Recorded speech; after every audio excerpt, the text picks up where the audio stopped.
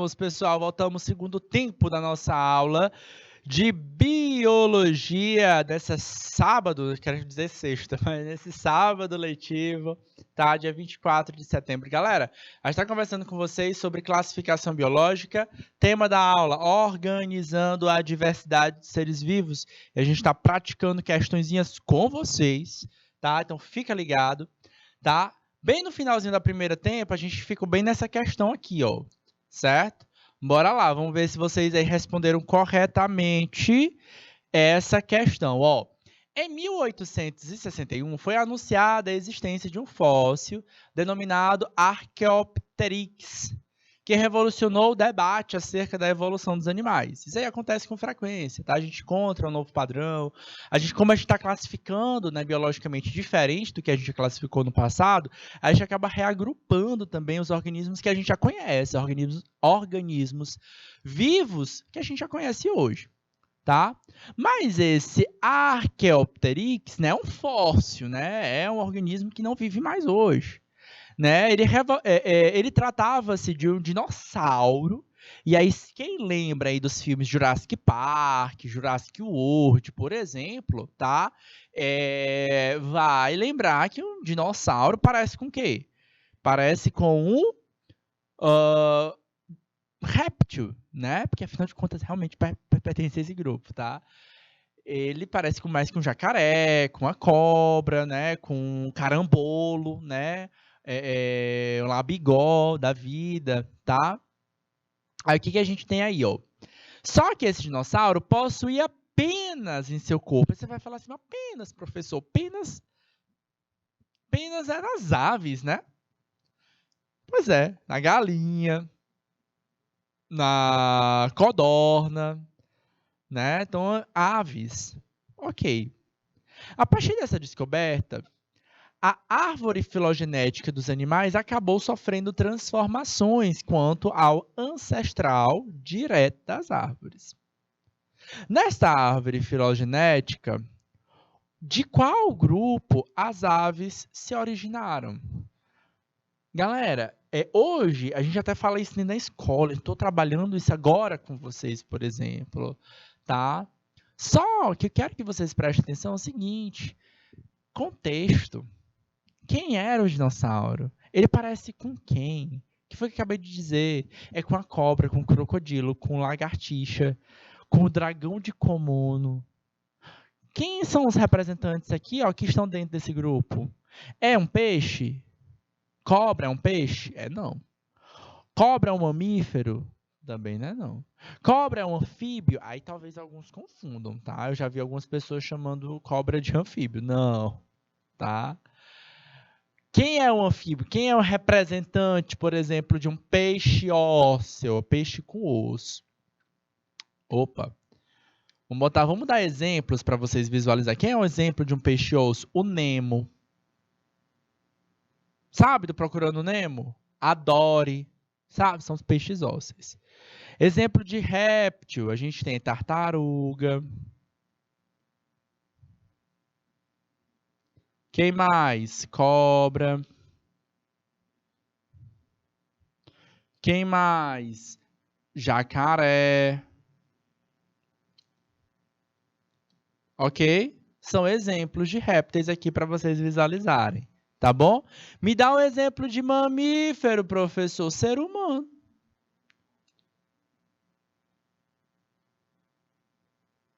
Me dá outro exemplo de mamífero. Gato, cachorro. Vamos nós. Peixe cartilaginoso. Exemplos. Tubarão. Galera, eu preciso ter na minha mente quem são esses representantes, tá? Quem é esse animal? É isso que eu espero, é isso que o Enem espera de você, tá? Que você tenha essa ideia de quem é este representante. E o anfíbio, professor? Me dá um exemplo. Sapo. Perereca, tá bom? O sapo parece com a cobra? Parece não, tá? pelezinha bem fina, sensível, respira, tem respiração cutânea até mais. O dinossauro que a gente vê lá no Jurassic Park, quem que eu vou lembrar do dinossauro? Todo mundo já morreu. Você vai associar quem é o filme Jurassic Park.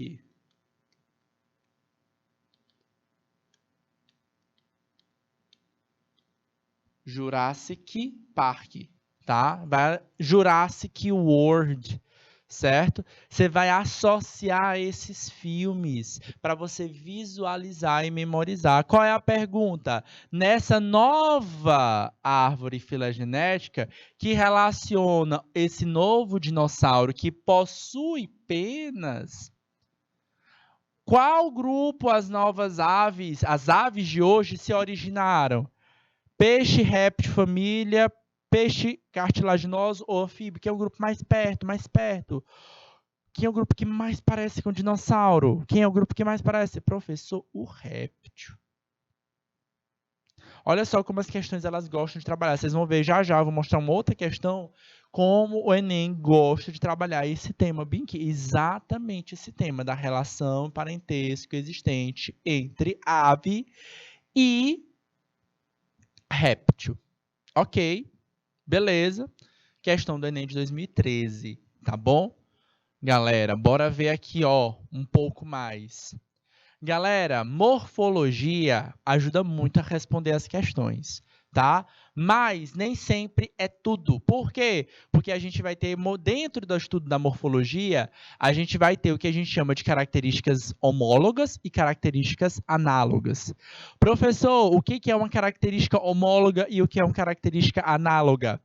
Características homólogas são estruturas que surgiram de um mesmo ancestral comum. Características análogas são características que parecem, mas que não têm a mesma origem comum. Daí, e daí, tá? O melhor exemplo, tá, de uma característica análoga, característica que tem a mesma função, mas não existe relação de parentesco. Exemplo: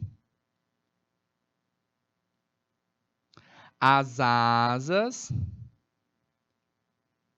de uma borboleta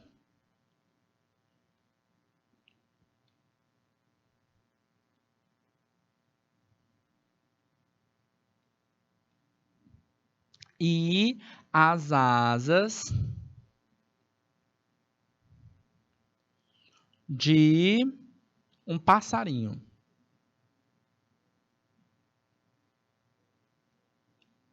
Certo? Tem a mesma origem? Tem não. Aqui, ó, como é uma asa de um pássaro. Tem até osso, professor, porque ela é um vertebrado. O pássaro, a borboleta, é um inseto. Eu já até falei para vocês que inseto está dentro de filos diferentes. Olha lá, todos esses representantes aí são representantes do filo cordato. O filo cordato, tá? São os filos que têm a notocorda, tá? A maioria dos seus representantes tem vértebras. Beleza? Vamos nós. Características homólogas. Exemplo de característica homóloga. Tá aqui, ó, tá na tela para vocês esse desenho. Quem são os representantes? Baleia é um mamífero, sapo é um anfíbio, cavalo, leão, o homem são mamíferos, tá? Assim como a baleia. E o pássaro é uma ave. Tem relação de parentesco entre eles? Tem, tá lá no filo cordata. A função é a mesma desses membros que estão aí? Não é a mesma, não. Todos eles são membros dianteiros. A nadadeira da baleia, a pata dianteira do sapo, a pata dianteira do cavalo, do leão, o braço do ser humano, a asa do pássaro. Cada um deles tem uma função diferente. Da baleia vai nadar, do pássaro vai voar, da mão do ser humano vai agarrar, do leão vai atacar, correr, enfim. Cada um tem uma função diferente. Mas a origem é a mesma. Observa pela estrutura óssea. Os ossos desses organismos são parecidos. E é claro, tá, que do anfíbio e da ave vai diferenciar mais. Por quê? Porque são de grupos taxonômicos também diferentes. Apesar de sermos do filo Chordata, tá? A gente vai estar em classes diferentes. Sapo é um anfíbio, pássaro é uma ave, baleia, leão, cavalo e o homem são mamíferos, então a gente vai ter morfologias mais parecidas. Tu vai olhar lá, os ossos da baleia é muito parecida com o do ser humano. Os ossos do leão também. Até o número de ossos é parecido, quem são eles. É claro que a função vai ser distinta. Tá? Então, característica homóloga é essa. A gente olha a ancestralidade comum. É uma mesma origem, uma mesma base. Essa palavrinha ajuda muito a gente a interpretar. Comum. Certo? Ou seja, o pai da gente foi o mesmo. Tá? O pai, professor, claro que o pai é na modo de dizer. Tá? Mas eu estou falando de um ancestral, tá? Um avô, tataravô nosso, lá no passado, há milhões e milhões de anos atrás, foi o mesmo. E, em geral, galera, a gente vai enxergar essa relação de parentesco de forma gráfica. O cladograma, galera, basicamente é um cladograma, atenção, um cladograma é um gráfico para representar a relação de parentesco entre os organismos. Nessa imagem aí, mostra para a gente o quê? A relação de parentesco existente entre os organismos. Tá? Aí está mostrando para a gente os grupos existentes. Grupo de mamífero, grupo de aves e grupos dos reptilianos, né? Os reptílias, tá? E ele ainda apresenta essa características aqui, ó. E isso aqui é o chamado grupo monofilético. Professor, que raios é um grupo monofilético? Um grupo monofilético é aquele que inclui o ancestral comum,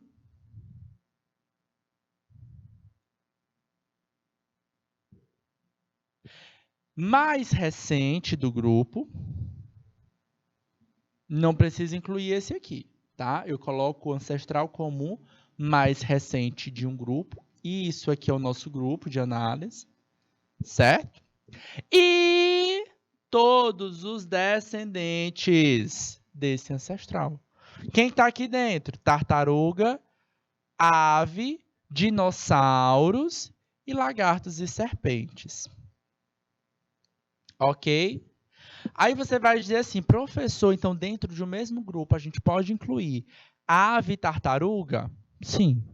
Didaticamente a gente acaba separando, né, as aves dos répteis, mas está aqui. Filogeneticamente, né, a gente tem essa representação. Ajuda a gente a associar aqui, ó, monofilético, tá? Mesmo ancestral e todos os seus descendentes.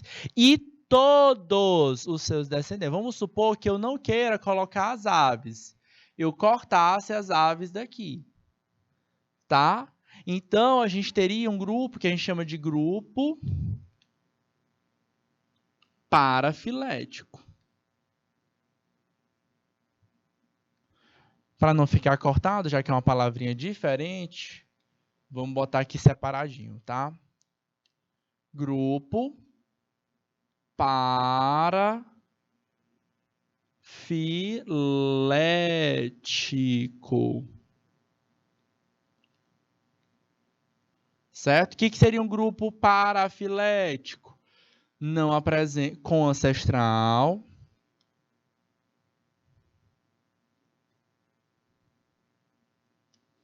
Mas sem todos os descendentes.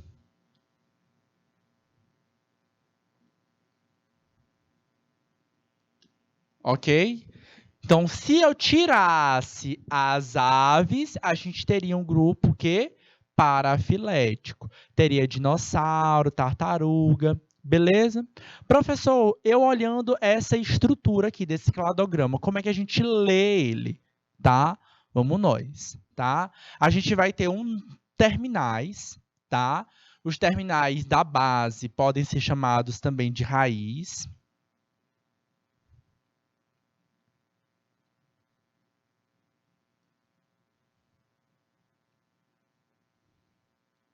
Onde a gente encontra quem? O ancestral. Certo? Beleza? Nas outras pontas, a gente deve encontrar os terminais também dos organismos que estão vivos hoje, no presente, certo? Lá no terminal raiz é no passado, na base, na ponta, a gente tem o terminal, certo, do presente. Então, sempre que a gente for ler um cladograma, a gente vai procurar o terminal da raiz, ele vai significar o passado, enquanto os outros terminais significam o presente. Assim, a gente analisa o quê? A linha temporal dessa evolução. Passado, presente. Então, a gente tem uma análise do tempo nesse sentido, certo? Ó a linha, ó a setinha, certo? Do passado para o presente. Professor, o dinossauro ali, ó, tá no presente não, professor, ele já foi extinto. Realmente, tá? Aqui, ó, observa que essa linha do dinossauro, ela tá num tempo diferente do tempo das aves, tá? Então, a ave está num tempo mais presente, do dinossauro ela foi extinto no passado, certo? Cada pontinho desse aqui, ó, que eu estou riscando agora, a gente chama isso de nó. O que é um nó, professor? Um nó, galera, é um lugar onde o grupo se separou. Lá no passado, o que aconteceu? Os organismos estavam reunidos e aí eles resolveram se separar. Por quê? Vários motivos. Teve um terremoto, formou uma ilha e separou o grupo. E aí eles não se comunicaram mais. Deixaram de se reproduzir e começaram a apresentar características diferentes, formaram grupos diferentes. Aí separou o grupo dos anfíbios dos demais. É uma situação, é um possível exemplo.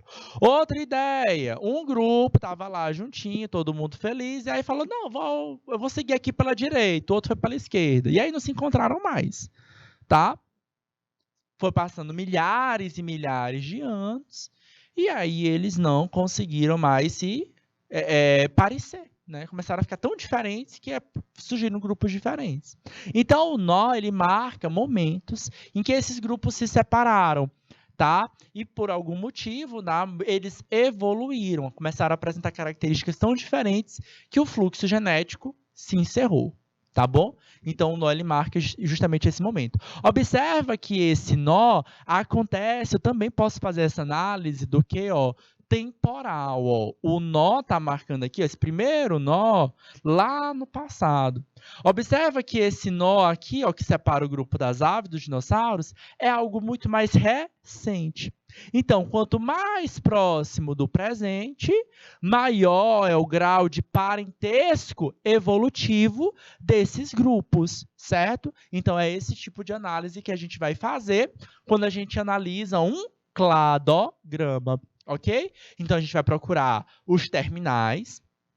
Terminal da raiz vai analisar o ancestral. O outro terminal, certo? Vai analisar quem são os descendentes. Beleza? Cada nó representa a separação dos grupos, ok?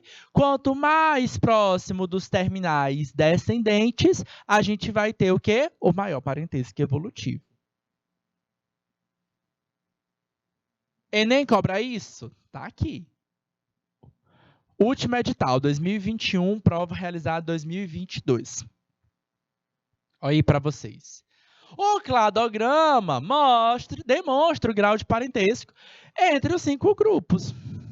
Quem são esses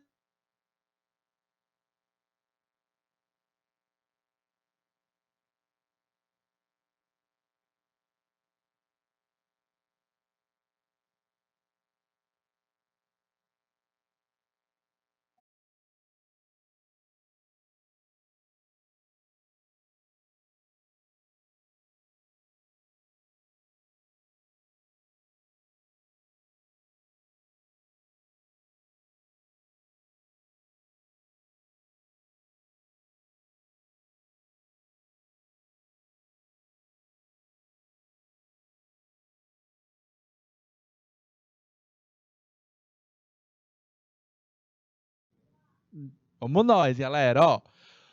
Questão está me dizendo o seguinte: cladograma demonstra o grau de parentesco entre os 5 grupos. Quem são esses 5 grupos? Sardinha, sapo, jacaré, pardal e coelho. Quem são eles, professor? Sardinha, peixe, sapo é um anfíbio, jacaré, réptil, pardal, ave, coelho é um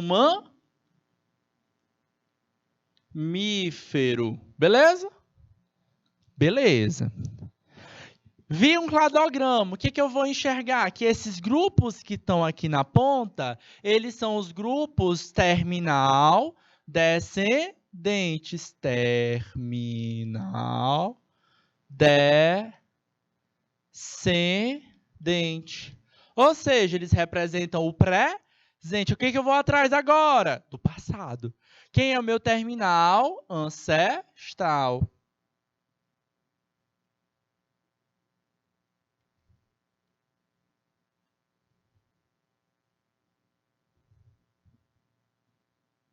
Borrachinha.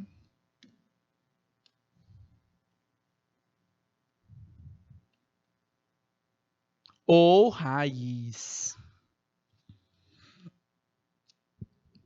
O tempo está passando em que sentido?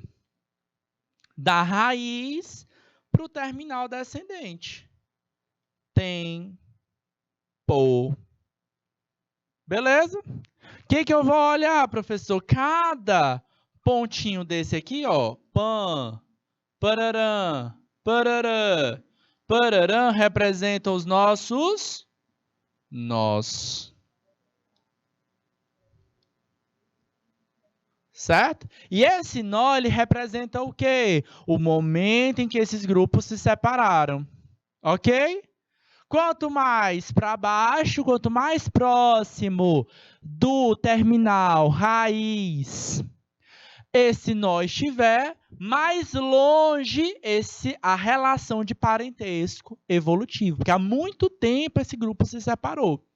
Tá? Por exemplo, olha a proximidade que o coelho tem com a sardinha. Ó, faz tempo, certo? Separou-se há muito tempo. Depois separou o grupo dos sapos. Depois separou o grupo de quem? Do coelho, né, dos mamíferos, com o grupo dos jacarés e dos pardais. Depois é que separou o grupo dos jacarés e do pardal. Comando, perguntinha. De acordo com esse cladograma, quais animais apresentam a maior semelhança genética? O que eu vou querer saber? Qual grupo se separou mais recente? Certo? Então, o que eu vou focar com a questão dessa? Eu vou procurar quando o nó mais recente surgiu. Em que grupo esse nó se encontra, né, mais próximo do terminal descendente. E aí, galera?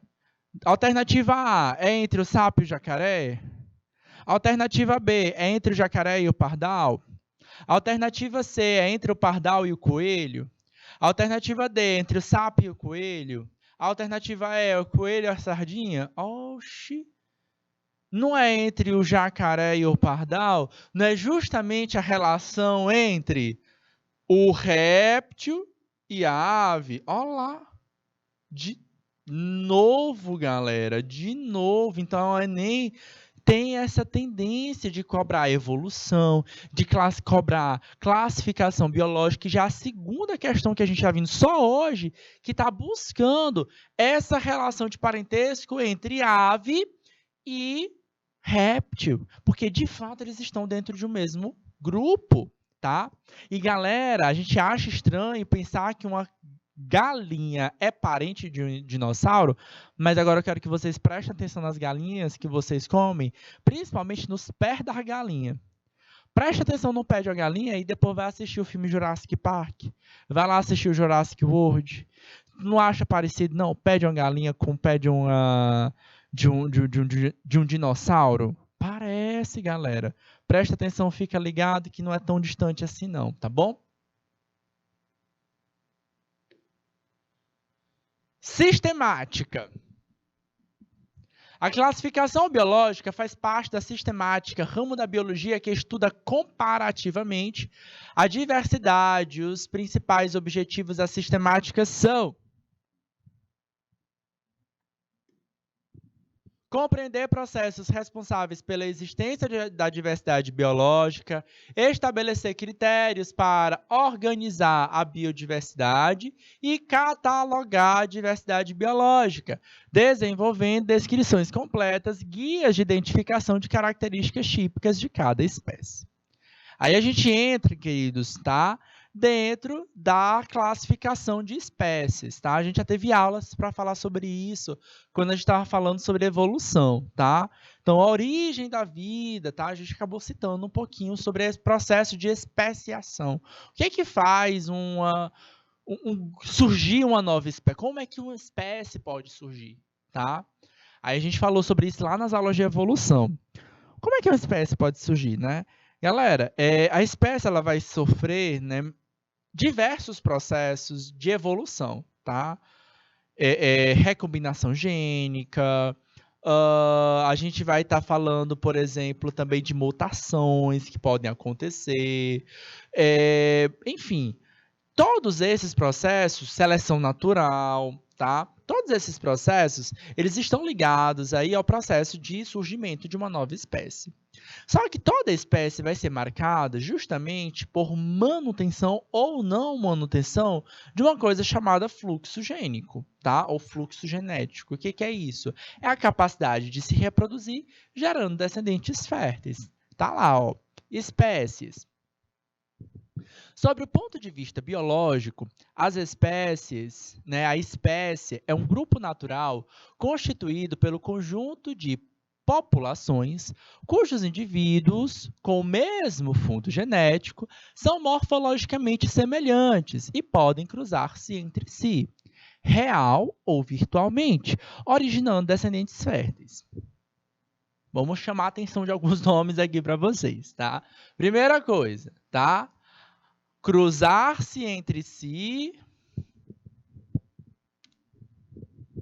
Cruzar-se entre si, originando descendentes férteis. O que é isso, professor? Manutenção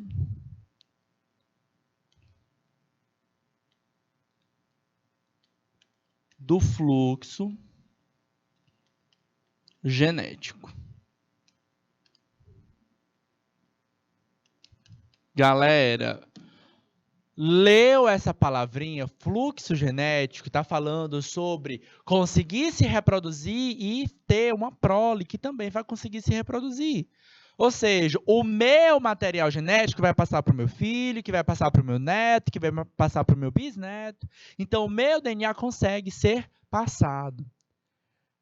Se um cavalo encontrar com um jumento, vai dar origem a um burro. E aí, professor, dá para ter filho? Aquele ali é um indivíduo híbrido, não é uma espécie, tá? Não é uma espécie, é um indivíduo híbrido, é uma mistura entre duas espécies diferentes. Não existe fluxo genético, tá? Que permita a sequência, tá? Daquele novo padrão genético, tá bom? Professor, e essa história aqui de reproduzir-se real ou virtualmente, o que é isso, professor? O melhor exemplo que eu gosto de dar nas minhas aulas é o exemplo do cachorro, tá? O cachorro doméstico, tá? Canis familiares, Canis lupus familiares, a gente tem uma subespécie desse lobo que está aí aparecendo na tela para vocês. Que lobo é esse? É o lobo acinzentado. Canis lupus, tá? Galera, fica ligado, tá? Todo cachorro doméstico é de uma mesma subespécie. Porém, o que você precisa ficar sabendo, tá? O cachorro tem um monte de raça. Tem o vira-lata caramelo, tem o labrador, rottweiler, o shih tzu, o poodle, enfim. Todas essas raças mostram para a gente morfologias diferentes. Fecha o olhinho e lembra lá como é um Rottweiler, grandão, bonitão, robustão. É uma raça. Agora pensa num Pinscher. Cachorrinho miudinho, pequenininho, valente até, né? É bem pequenininho. Dá para cruzar um Rottweiler com um Pinscher? Dá não, professor. Aí pensa aqui comigo. Poxa, se eu não consigo cruzar o Rottweiler com o Pinscher, significa dizer, então, que eles não são da mesma espécie, certo? Errado. Porque aí eu estou pensando no cruzamento direto. É o tal do cruzamento real. Mas eu posso cruzar de forma virtual? Como assim, professor? É online isso? Não é online não, galera. O virtual, ele está me dizendo que eu posso fazer com que os descendentes de cada um desses representantes consigam cruzar. Por exemplo, eu posso pegar um Rottweiler grandão, cruzar ali com o intermediário, vira-lata caramelo, e ele gerar descendentes férteis. Ok. Eu posso pegar o Pinscher e cruzar ele com um Shih Tzu, que é um pouquinho maior do que ele, e gerar outro descendente fértil. A mistura, né, esses descendentes, tá, do Rottweiler, descendente do Rottweiler com descendente do Pinscher, se eles tiverem um tamanho ali mais compatível, eles vão conseguir se reproduzir. E a prole, né, o filho desse descendente, vai ser fértil? Vai. Então, esse é um cruzamento virtual. Por mais que na prática eu não consiga juntar o Rottweiler e o Pinscher, os seus descendentes vão conseguir se intercruzar. Ou seja, a gente vai manter essa palavrinha chamada o fluxo genético. Ou seja, o DNA do Rottweiler, em algum momento, vai se encontrar com o DNA lá daquele Pinscher, certo? Isso é o que a gente chama de reprodução virtual, ok? Beleza? Então, espécie é todo mundo que se parece morfologicamente, que existe ali um fundo genético, ou seja, um grau de parentesco elevado, tá bom? Que consegue se reproduzir gerando descendente fértil. E aí, para isso, a gente classifica eles como espécie.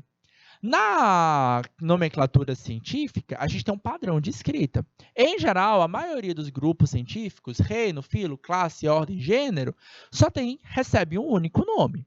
Quando a gente recebe o nome científico de espécie, são 2 nomes.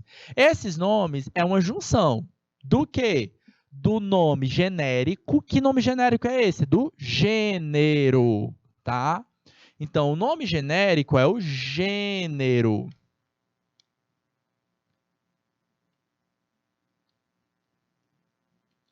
Lá do reficofage, é o G que antecede o reino. Observa que aqui a gente tem o lobo e nós temos o coiote, tá? E eles pertencem ao mesmo gênero. Que gênero é esse? Canis. Porém, dentro dessa imagem, dessa classificação, o quê? As espécies de lobo e de coiote pertencem a espécies diferentes. Então, o nome científico do lobo acinzentado, Canis lupus, enquanto o coiote recebe o nome de Canis latrans. Canis mostra pra gente que ambos recebem esse nomezinho, Canis. Canis é o gênero, porque eles estão dentro do mesmo gênero, dentro desse mesmo grupo. Porém, se a gente botar eles para se reproduzir e se cruzar, não vão encontrar descendentes férteis. Há controvérsias contra isso, tá? Mas isso aqui, pelo menos pela didática, para vocês, tá bom? Bora ver aqui uma questãozinha para de classificação. O que a gente está observando aí, galera? Analise os nomes populares e científicos dos répteis brasileiros. Do lado nesse quadro, tá lá, ó. Do lado da esquerda temos jararaca, jabuti e jacaré. Beleza?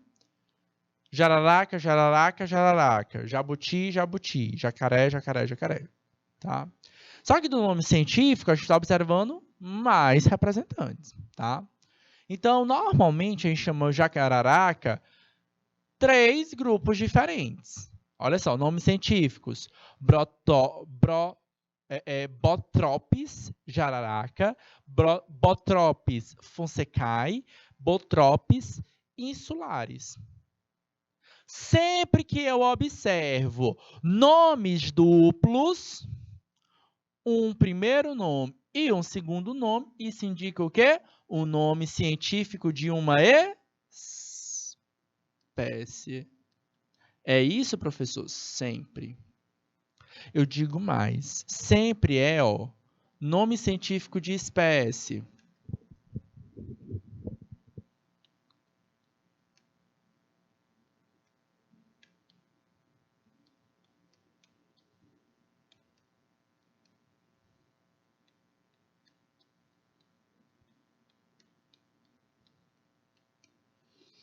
Nome científico de espécie sempre é um binômio. Ou seja, são dois nomes. O primeiro representa o gênero, certo? A primeira letra do gênero está em maiúsculo, o resto tudo em minúsculo.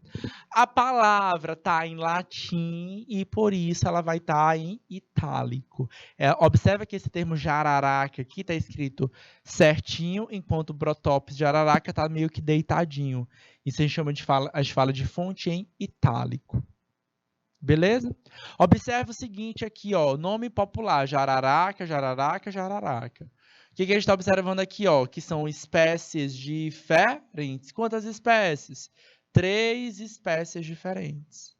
São quantos gêneros diferentes aqui, ó? Brotópis, brotópis, brotópis. Todo mundo pertence ao mesmo gênero. Ok? Beleza? Jabuti, professor. Jabuti, jabuti. Temos quantas espécies aqui, ó? Quelonoides, carbonária, quelonoides, deticulata. São quantos gêneros? Então vamos nós aqui, ó. Aqui nós temos 3 gêneros. Opa, desculpa. Borrachinha. Nós temos aqui, ó.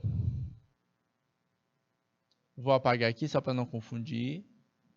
Tá? Aqui nesse grupinho da jararaca, o que a gente tem? Ó? Um gênero e quantas? 3 espécies. Então, na linguagem popular, a gente chama aqui, ó, uma mesmo, 3 espécies diferentes com o mesmo nome. Jabuti, o que eu estou observando aqui, ó? Nesse representante, nesse grupinho aqui, vamos botar de outra cor. Nós estamos observando o quê? Um gênero também. Que gênero é esse? Cleonoides.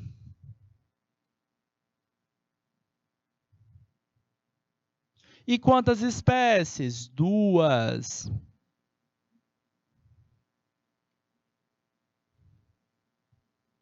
E para o jacaré, professor, como é que a gente tem aqui? Vamos ver a classificação deles. Jacaré, nós temos o caimã latirostris, caimã latirostris e o caimã iacaré. Só eles? Tem não, tem um terceiro aqui, ó. Paleosucus palpebrosus. Opa, professor, o primeiro nome representa o gênero caimã, e caimã é o mesmo gênero. Mas Paleosucus, não. Aqui é outro gênero. Então, nós temos aqui, ó, 2 gêneros. Basicamente, sem olhar para o nome da espécie, aqui no mínimo tem que ter 2 espécies. Nós temos só 2 espécies? Não, nós temos mais. Por quê? Caimã é um gênero só, mas eu tenho 2 espécies dentro do caimã. Quem são essas espécies? Caimã latirostris e caimã iacaré. 2 espécies. E uma terceira espécie que está dentro do gênero Paleosucus, que é o Paleosucus palpebrosus. Então, nós temos o quê? 3 espécies. Ok. Bora para a pergunta. Com base na regra taxonômica de nomenclatura dos seres vivos, os animais citados na tabela pertencem ao quê? Alternativa A, 4 gêneros e 8 espécies, 3 gêneros e 4 espécies, 3 famílias e 4 espécies, 3 gêneros e 8 espécies, 4 famílias e 8 espécies. Galera, nomenclatura científica de espécie, a única relação que a gente vai conseguir identificar de cara pelo nome é gênero e espécie, certo? Eu não consigo ter uma relação de nome com família, com classe, com reino, certo? Beleza? A gente vai ver claramente com gênero e com espécie, porque é um binômio, certo? O primeiro nome representa exatamente o gênero e o segundo é o nome da espécie. Nunca você vai apresentar, certo? Um nome científico, nunca você vai apresentar, ó, exemplo. Vamos botar de vermelho aqui, pronto. Exemplo, binômio.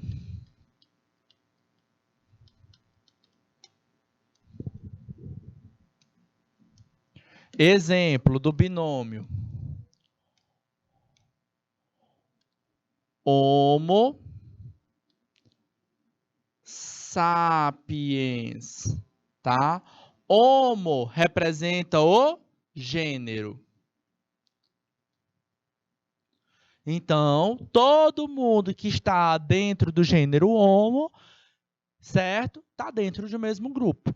Hoje, nós não temos outros representantes. O único espécie dentro do gênero Homo é o Homo sapiens. No passado, já existiu. É o tal do Homo erectus, o Homo de Neandertal, o Homo habilis, que vocês assistem nas aulas de história, tá? E sapiens, professor? Aí é o cuidado, tá? Sapiens não é a espécie. Sapiens é o epíteto específico. Você nunca vai colocar somente sapiens para representar a espécie Homo, tá? A espécie humana. Homo sapiens é o nome completo, certo? Você vai botar juntinhos, no máximo, H sapiens, mas nunca só o sapiens, certo? Com base nisso, quantos gêneros e quantas espécies a gente tem aí? 1, 2, 3, 4 gêneros e quantas espécies? 1, 2, 3, 4, 5, 6, 7. Cada linhazinha dessa é uma espécie distinta. Então, a gente tem quantas aí? 4 gêneros e 8 espécies. Beleza?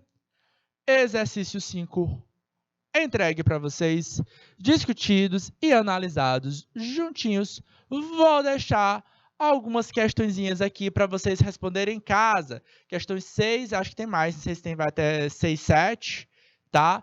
Vou deixar para vocês praticarem. E no final desse material tem um gabarito para vocês responderem. Galera, foi um prazer estar nesse sábado com vocês. E a gente vai se encontrar novamente na nossa próxima sexta-feira. Um grande beijo, um grande abraço, bom descanso, bom fim de semana para vocês e até a próxima. Tchau, tchau.